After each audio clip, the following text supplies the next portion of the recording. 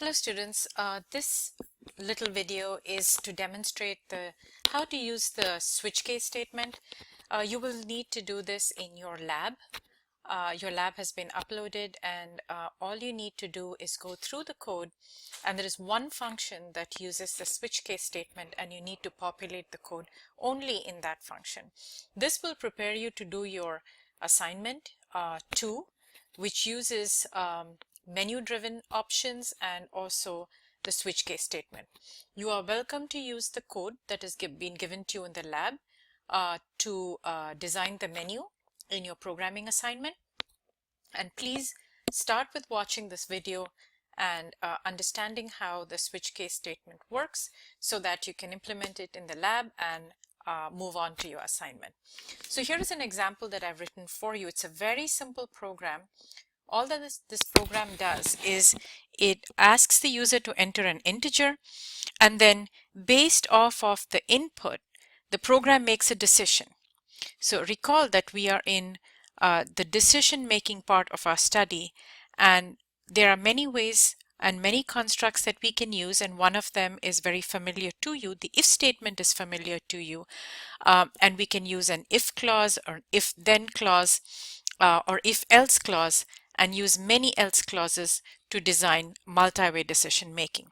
An easy way to do multi-way decision making in C++ is to use the switch statement.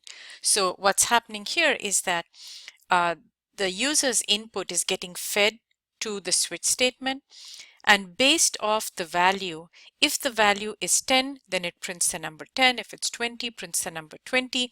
And we can add more cases. For example, here I'm just going to go and add the number, I don't know, 99. And this is going to say the number 99, right? But if it's not any of these, then it needs to not display the number, but it needs to say this is some other number. You can see why having a switch statement here is super useful, because we have the ability to selectively give an input on some values, and then for all the other remaining values we can just use the default right here and it should say some other number. So let's just run this program, and I'm going to say let's enter the integer 10. So it works fine. I'm going to run it one more time and go for 99, says the number 99. Then I'm going to enter the number negative 88864, and then it should say some other number, right? Some things to keep in mind when you design your switch statement is that when you have when you reach one branch of the switch case, then you do need to have this break here, because if you do not put a break here, then the switch statement is going to fall to the next case and it's going to execute each and every one. So I'm just going to demonstrate here what happens if we do not put a break in the first two. So what I'm expecting to happen is that if I give 10, then it's going to print 10, then it's going to print 20, and then it's going to come out of the switch. So let's see what happens here. I do 10 here. So you see what happened here was because I did not have the break, it ended up printing this following through to 20, no break here, following through to 99 and printing all of that. So that's not correct. So you must remember to put break statements here so it can exit, followed by the semicolon here.